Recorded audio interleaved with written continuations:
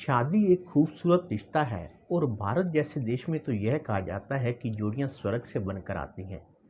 परंतु आज के बदलते लाइफस्टाइल की वजह से पति पत्नी के रिश्ते में दूरियां बढ़ रही हैं और नौबत यहां तक है कि न्यायालय में वैवाहिक लिटिगेशन में भारी इजाफा हुआ है। आंकड़ों की बात करें तो एडवोकेट्स और लीगल कंसल्टेंट्स फर्मों के अनुसार पिछले कुछ वर्षों में पति पत्नी के बीच तलाक के मामलों में लगभग 50 से 60% का इजाफा हुआ है, जो निश्चय ही एक चिंता का विषय है। ऐसे में जबकि पति और पत्नी लिटिगेशन के साथ अदालत का दरवाजा खटखटा रहे हैं, तो एक बहुत ही महत्वपूर्ण प्रश्न निकल कर आया है कि आज के युग में जबकि महिला पुरुषों के साथ कंधे से कंधा मिलाकर एक वर्किंग वुमेन के रूप में काम कर रही है, तो क्या वह अपने पति से लिटिगेशन के दौरान खर्चे का अधिकार रखती है या नहीं। हेलो दोस्तों, कैसे हैं आप? उम्मीद है अच्छे से होंगे। दोस्तों, इस बात से तो आप अच्छी तरह से चिर परिचित होंगे कि जब पति पत्नी के रिश्तों में खटास को लेकर अदालत का दरवाजा खटखटाते हैं, तो सबसे पहले जो मुद्दा पत्नी की तरफ से उठाया जाता है वह होता है गुजारे भत्ते का। गुजारा भत्ता यानी मेंटेनेंस। आज के समय में अधिकतर महिलाएं शिक्षित हैं और अच्छे पदों पर कार्यरत हैं, परंतु उसके बावजूद भी वह अदालत के समक्ष पति से गुजारा भत्ता दिलवाने की मांग रखती हैं। तो ऐसे में यह प्रश्न उठता है कि जब पत्नी खुद रोजगार है और स्वतंत्र रूप से आय का स्रोत रखती है, तो क्या वह फिर भी अपने पति से गुजारे भत्ते का अधिकार रखती है या नहीं। दोस्तों, आज का यह वीडियो आपके लिए बहुत ही महत्वपूर्ण होने वाला है, क्योंकि आज की इस वीडियो में मैं आपको बताऊंगा कि पत्नी के गुजारे भत्ते के संबंध में क्या है महत्वपूर्ण नियम और क्या कहता है न्यायालय इस संबंध में। साथ ही साथ यह भी बताऊंगा कि क्या एक वर्किंग वीमेन अपने पति से गुजारे भत्ते का अधिकार रखती है या नहीं।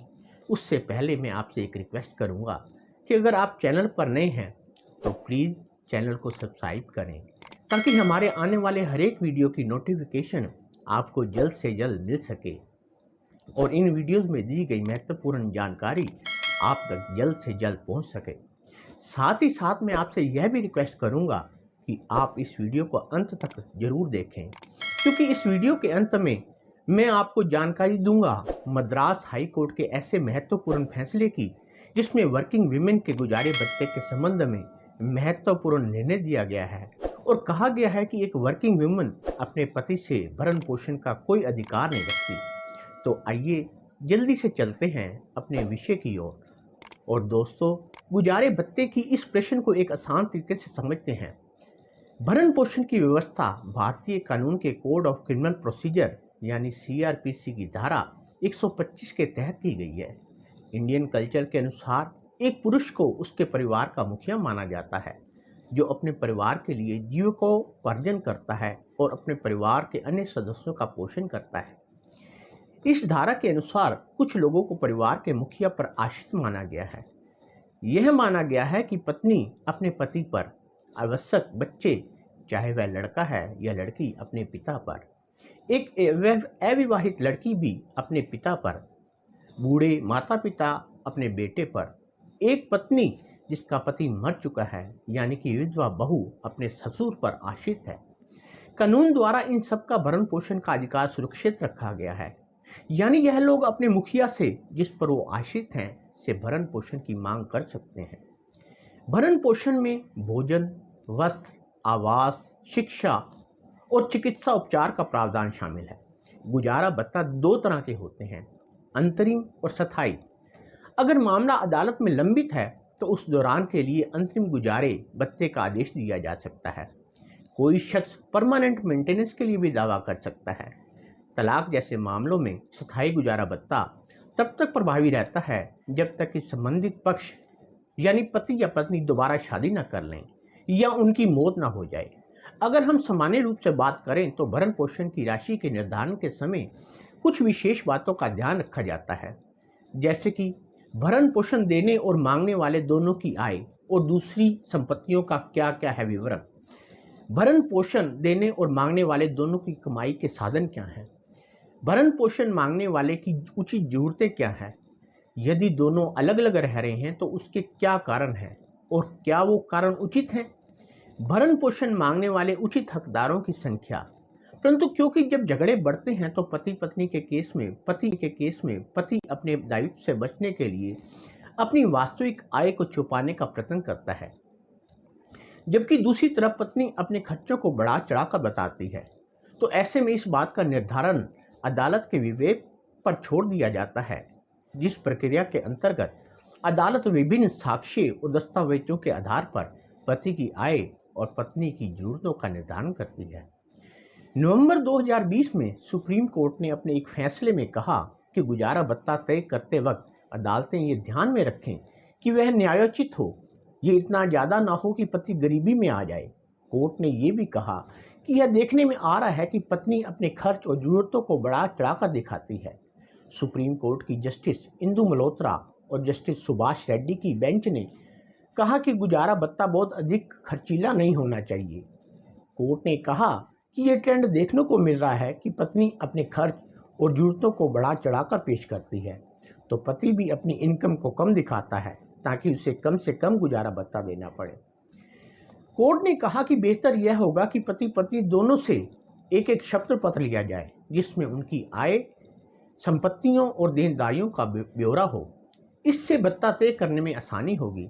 साथ ही साथ सुप्रीम कोर्ट ने यह भी स्पष्ट किया कि इसके लिए कोई स्ट्रेटेजिक फॉर्मूला नहीं है कि कैसे गुजारा भत्ता तय होगा। ये पार्टियों के स्टेटस पर निर्भर है।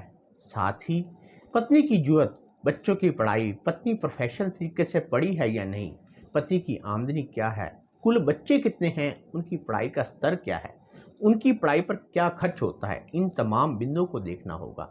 यह तो बात हुई उन मामलों की जिसमें कि पत्नी रोजगार में नहीं है। परंतु जब हम बात करते हैं वर्किंग वुमेन के गुजारे भत्ते की, तो इस संबंध में मद्रास हाई कोर्ट का केस हरिहर राज कलिंगर अय्यर वर्सेस आरती बहुत ही महत्वपूर्ण है। इस केस के अंतर्गत फैमिली कोर्ट ने पति को अपनी पत्नी को 55,000 रुपये महीना, उसको अपने और 2 बच्चों के मेंटेनेंस का आदेश दिया, वह भी तब जबकि वह खुद 35,000 रुपये महीना कमा रही थी। पति ने इस आदेश के विरुद्ध अपील दायर की। उच्च न्यायालय के समक्ष यह महत्वपूर्ण क्वेश्चन था कि क्या पत्नी खुद की आय का साधन होते हुए भी अपने पति से गुजारे भत्ते का अधिकार रखती है या नहीं। उच्च न्यायालय ने पत्नी के गुजारे भत्ते की याचिका को यह कहते हुए खारिज कर दिया कि ऐसी स्थिति में कि जब वह खुद अपनी आय का स्रोत रखती है तो वह पति से गुजारे भत्ते का अधिकार नहीं रखती। अदालत ने यह विशेष रूप से टिप्पणी की कि धारा 125 सीआरपीसी का उद्देश्य किसी को दंडित करना नहीं है, अपितु गुजारे भत्ते का निर्धारण पत्नी की अपनी वित्तीय क्षमता को ध्यान में रखते हुए किया जाना चाहिए। दोस्तों, ऐसा कोई भी मामला जो न्यायालय में विचाराधीन है कि सुनवाई के दौरान मद्रास हाई कोर्ट के इस केस को अदालत के समक्ष पेश किया जा सकता है। अदालत इसको अवश्य ही कंसीडर करेगी। वास्तव में निचली अदालतें अपने समक्ष विचाराधीन मामलों में निर्णय लेते समय ऊपर वाली अदालतों द्वारा दिए गए फैसले को ही फॉलो करती हैं। न्यायालय का उद्देश्य हमेशा न्याय का रहता है, किसी को अनावश्यक परेशान करने का नहीं। आज का यह वीडियो आपको कैसा लगा कमेंट करके जरूर बताइएगा। वीडियो अच्छा लगा हो तो वीडियो को लाइक करें, अपने दोस्तों के साथ शेयर करें ताकि वो लोग भी इसका फ़ायदा उठा सकें।